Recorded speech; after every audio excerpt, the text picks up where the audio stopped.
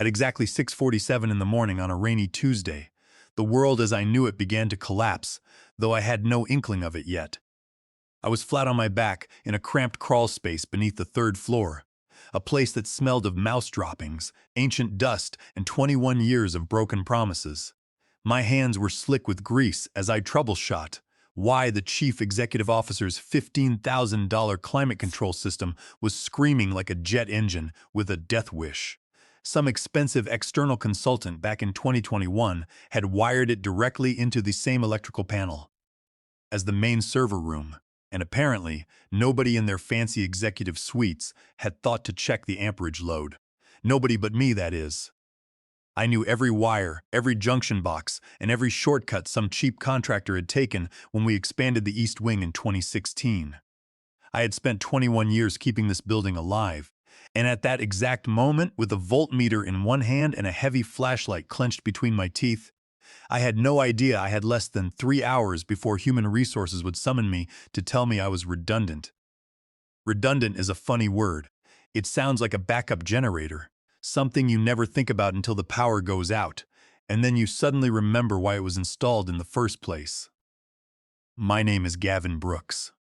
To anyone who has ever worked alongside me in this building, I am just Gavin. I am 58 years old, and I have been the chief building engineer at Apex Dynamics since 2008. Back then, we only had 5 employees, a single desk, one fax machine held together with electrical tape, and dreams that were far bigger than our bank account. In those early days, I was the one who painted the walls, installed the desks, and figured out how to keep the servers cool with window fans.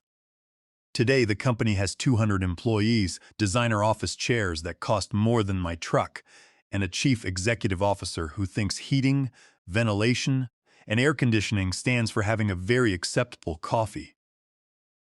They forgot the hands that built the foundation, and they forgot that the building itself had a history that lived only in my head. That Tuesday morning started like every other morning for the last 2 decades. I unlocked the front doors with the original brass key they gave me back, when the office was just a single room above a Thai restaurant. I kept that key on a steel ring with 13 others, each one hand-labeled in my own fading handwriting. As I walked the quiet corridors, I cleaned up after the people who didn't respect the space. I scraped someone's takeout food from the break room sink and threw away an exploded bottle of kombucha from the marketing department's mini fridge. None of this was in my job description, and none of it was in any contract I had ever signed, but I did it anyway because I cared about the building. I was the load-bearing wall of Apex Dynamics, invisible, taken for granted, and only noticed when something cracked. I held the physical reality of their company together while they built spreadsheets on top of me, and I did it in silence because that is what my father taught me when I was 19 years old. And he handed me his old Craftsman toolbox. My father always told me that you do the work right or you do not do it at all. That heavy red toolbox, dented and scratched from decades of hard work, still sat in the back of my truck, with his socket wrenches organized exactly the way he had left them. That toolbox had more value to me than any plaque they never gave me or any bonus they never thought to offer. The new executives, however, saw me as nothing more than simple maintenance. Our new human resources director, Zachary Cole, was fresh out of graduate school, all teeth, blue suits, and corporate buzzwords. He wore branded vests and talked about cultural fit like he had personally invented the concept. He once asked me where the main Ethernet cable went, and I told him it went to the same place his performance review was headed if he did not learn how the physical world worked. He did not find it funny. To people like Zachary, I was just an expense on a spreadsheet, an outdated relic of the past that needed to be modernized and replaced by automated systems and cheap third-party contractors. The corporate culture had shifted when the co-founder, Charles Vance, retired 5 years ago. Charles was a practical man who understood that you cannot run a software company if the roof is leaking and the servers are overheating. But the new chief executive officer, Lawrence Redmond, only cared about their upcoming initial public offering.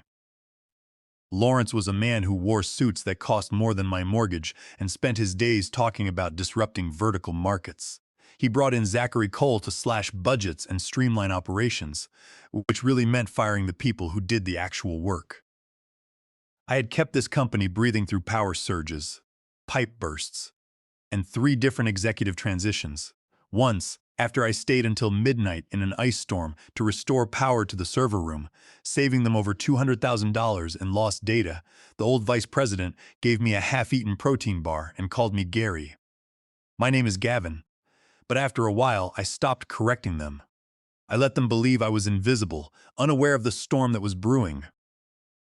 The meeting invitation arrived on my computer screen at 4:58 in the afternoon, just as I was replacing a burned-out ballast in the main conference room. The subject line was short, quick sync with human resources. No context, no details, just a calendar event dropped onto my day like a cold stone. I showed up the next morning at 9 sharp, wearing my blue denim work shirt with the faded company logo and my polished work boots.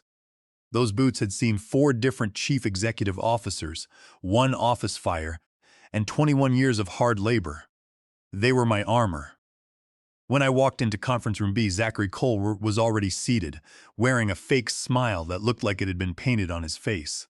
Next to him was a man from the legal department named Simon Ward. Simon had slicked back hair, expensive leather shoes, and a thin folder he kept stroking like it contained state secrets. I sat down, opened my notebook, and waited for the corporate show to begin. Zachary Cole did not waste any time. He cleared his throat, leaned forward, and started his rehearsed speech about the company's new direction. He told me that Apex Dynamics was modernizing its facilities management and that the role of chief building engineer was being restructured out of existence. They were transitioning to a fully automated building management system managed by an external vendor.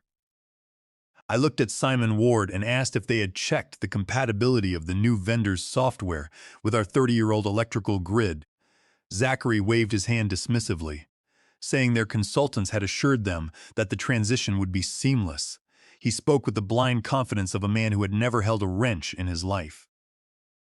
I listened to his corporate jargon, realizing that they were stepping onto a financial landmine without even knowing where the pins were. They honestly believed that a software program could fix a burst pipe in the middle of the night. Then, Simon Ward slid a document across the table. It was a voluntary resignation and release of claims agreement. Zachary explained that because I had recently refused to sign off on a substandard electrical installation proposed by their cheap contractor, they had documented instances of insubordination. He had the nerve to call my adherence to the city safety codes gross misconduct. He told me that if I signed the agreement, the company would waive the insubordination charges, give me a $15,000 severance package, and provide a neutral reference. In exchange, I had to waive all claims to my outstanding performance bonuses, specifically the $40,000 in commissions I was owed for managing the recent server room expansion, and agree never to sue the company. Zachary spoke with a soft, clinical tone, trying to make the predatory offer sound like a generous gift. He wanted me to surrender my hard-earned money and my dignity just to make his quarterly budget look better. I read the document slowly, recognizing the corporate trap. If I signed, I would lose the $40,000 and have no legal recourse. If I refused, they would terminate me for cause, withhold the money, and threaten to ruin my reputation in the local industry. Zachary leaned forward, his eyes narrowing as he warned me that if I did not sign, he would personally ensure that I was blacklisted from every commercial building in the city. He reminded me that I was 58 years old and that finding another high-paying engineering role with a termination for misconduct on my record would be virtually impossible. He thought the threat of poverty would force me to sign. He thought a man my age would be too terrified of the future to stand up for himself. He sat there, tapping his expensive pen, waiting for me to break under the pressure of his corporate authority. I did not raise my voice, and I did not show a single trace of anger. I slowly slid the document back across the table, looked Zachary straight in the eye, and told him that I would not sign it. His face immediately flushed red with rage. He slammed his hand on the table and declared that I was terminated immediately, effective that very minute, and that security would escort me to my office to pack my personal belongings. I stood up, closed my notebook, and walked out of the room without another word.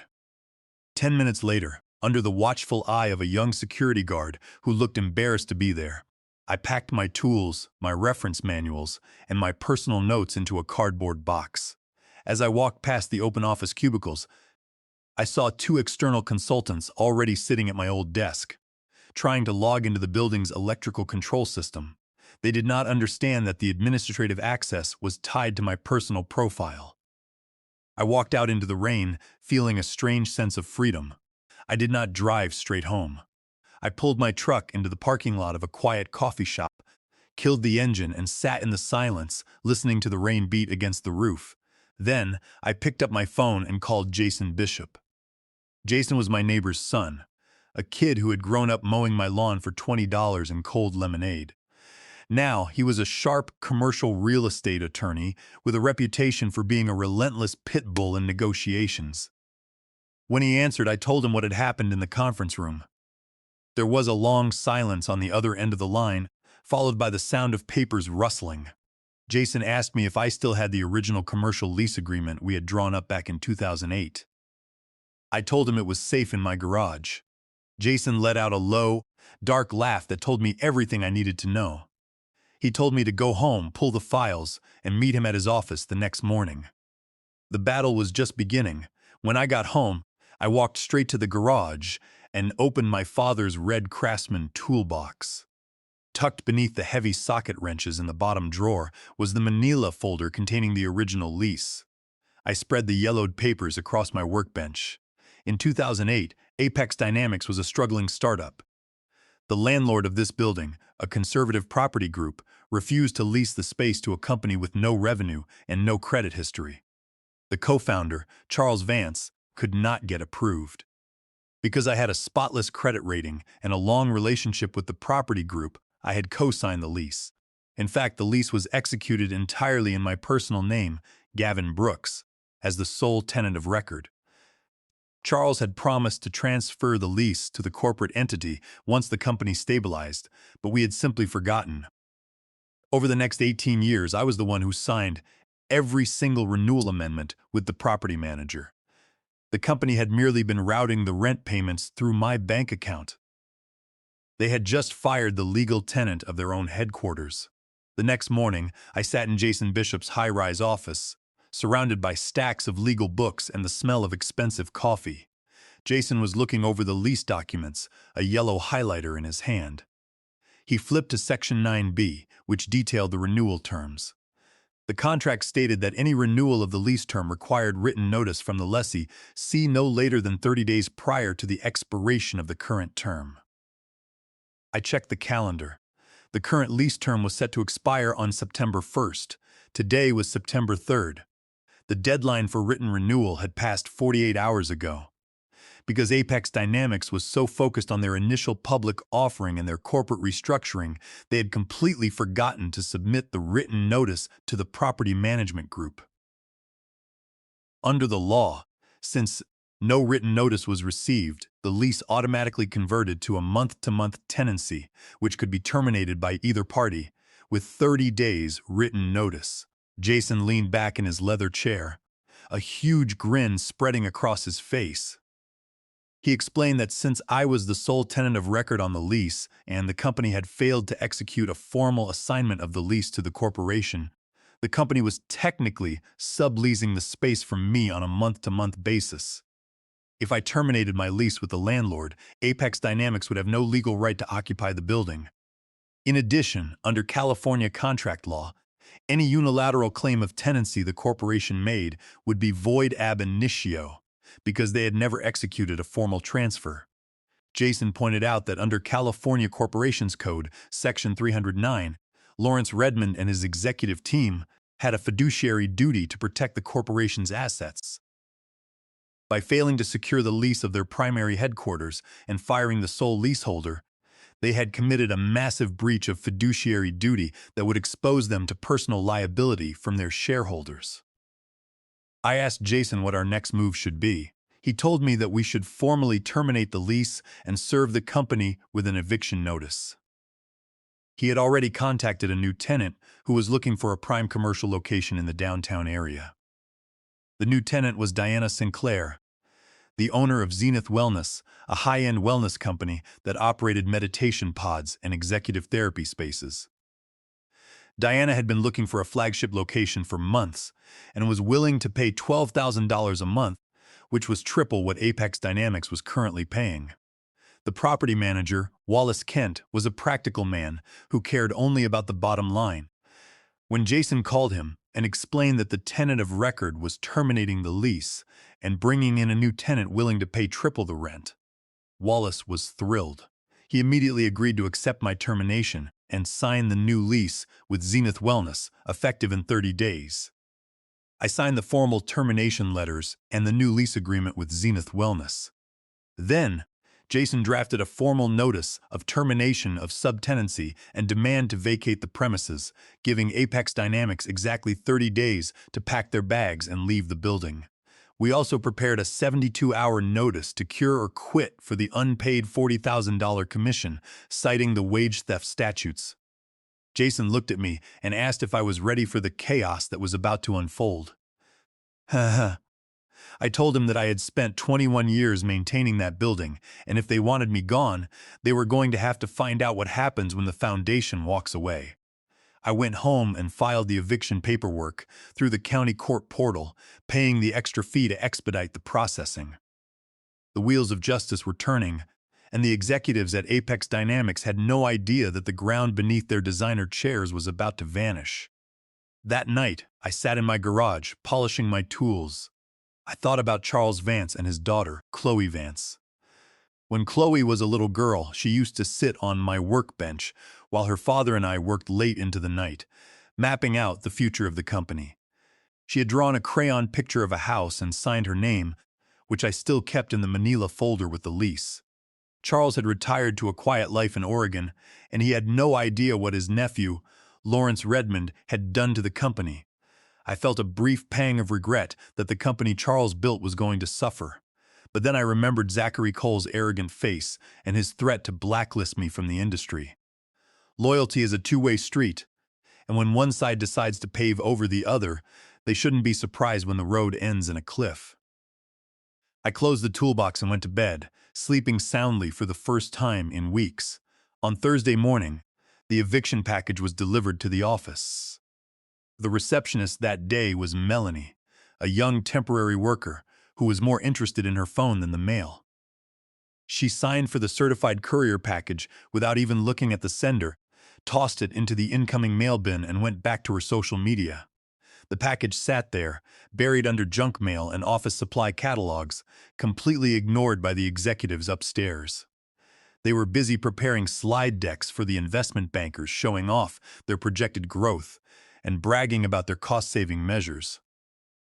They had no idea that the legal clock had started ticking. By Monday morning, the 30-day notice period had officially begun, and we had also filed the 72-hour eviction order for breach of the lease terms, specifically the unauthorized structural changes they had made to the server room electrical panel without the tenant of record's consent. At exactly 8:03 on Monday morning, Zachary Cole arrived at the office, carrying a green tea latte and looking like a man who owned the world. As he walked toward the executive suite, he froze. There, laminated and zip-tied securely to the main double doors, was a bright orange 72-hour eviction notice from the county sheriff's office. The document was printed in bold black letters, stating that Apex Dynamics was occupying the premises illegally and must vacate within 72 hours.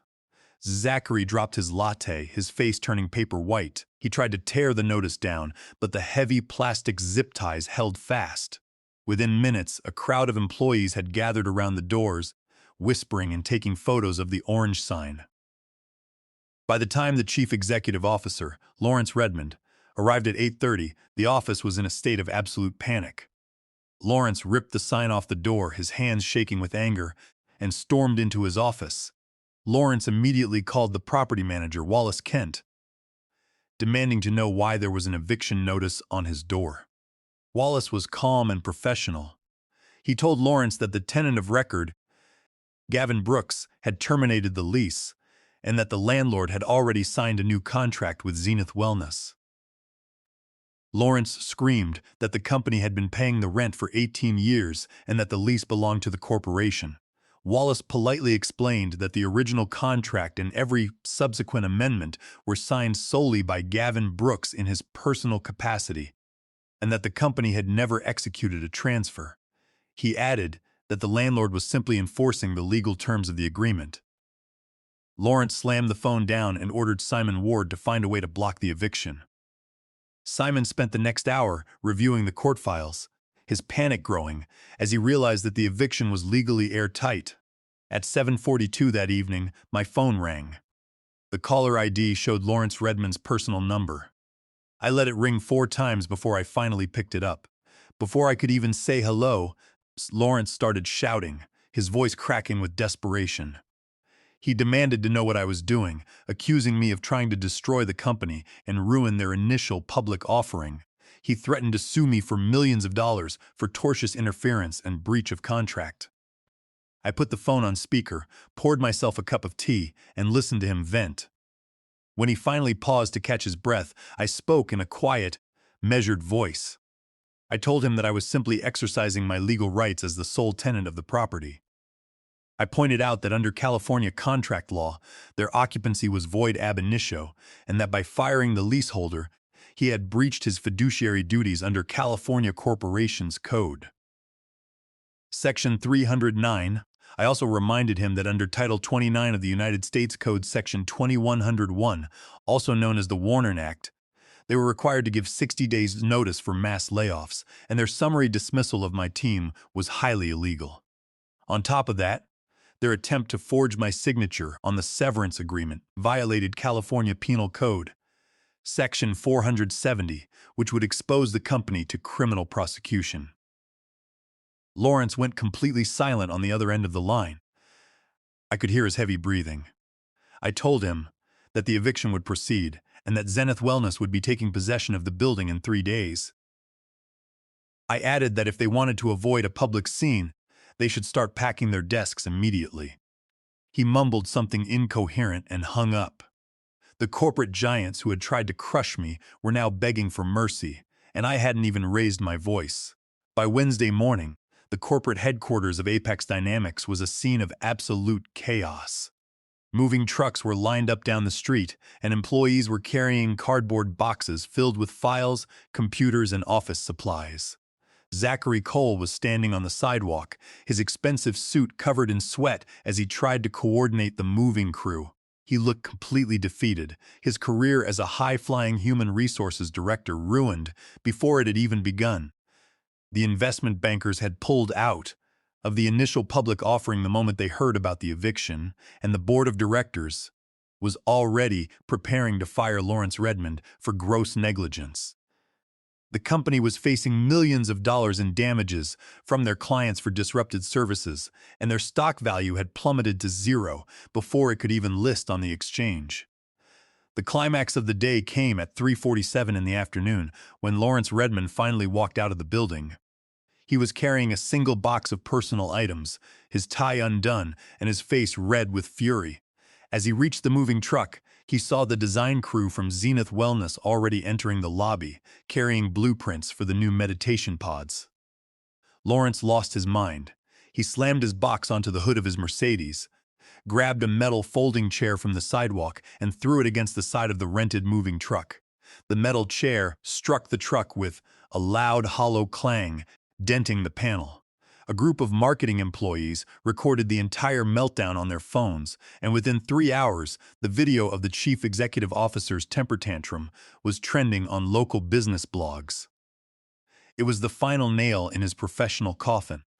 I drove by the building one last time to watch the final moving truck pull away. The logo of Apex Dynamics was being scraped off the front glass doors by a worker, and the building stood empty, ready for its new life. Diana Sinclair was standing on the steps, waving to me as I passed. I rolled down my window and wished her luck. She smiled and told me that she had already hired 3 of my old assistant technicians to manage the facilities for Zenith Wellness, paying them 30% more than they had made at Apex. I was glad to hear that my team was fully supported. I drove home, feeling a deep sense of satisfaction. I had not only protected myself, but I had also secured the future of the people who had stood by me. The corporate executives had wanted to make me redundant, but they had only succeeded in making themselves obsolete. 2 days later, Keith Miller, one of my oldest colleagues who had quit the company in protest after my firing, called me. He told me that the board of directors had officially terminated Lawrence Redman and Zachary Cole for breach of fiduciary duty and had agreed to pay my $40,000 outstanding commission in full to avoid a wage theft lawsuit. They had also sent a formal written apology, signed by the new chairman of the board, retracting the termination for cause and confirming that I had resigned in good standing.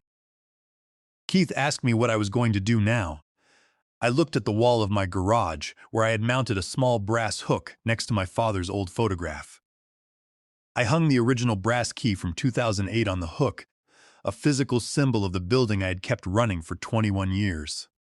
I told Keith that I was starting my own commercial engineering consulting firm, Brooks Facility Solutions. I had already signed consulting agreements with 4 of the largest commercial properties in the downtown area, making double my old salary while working half the hours. I was my own boss now, and nobody would ever spell my name wrong on a contract again. My father's red Craftsman toolbox was still in the back of my truck, a reminder of the values that had guided me through the corporate storm. Competence, integrity, and hard work are the real foundations of any enterprise, and when the people at the top forget that, they shouldn't be surprised when the whole structure comes tumbling down. I poured myself a glass of whiskey, sat back in my chair, and watched the sunset over the city, knowing that justice had been served.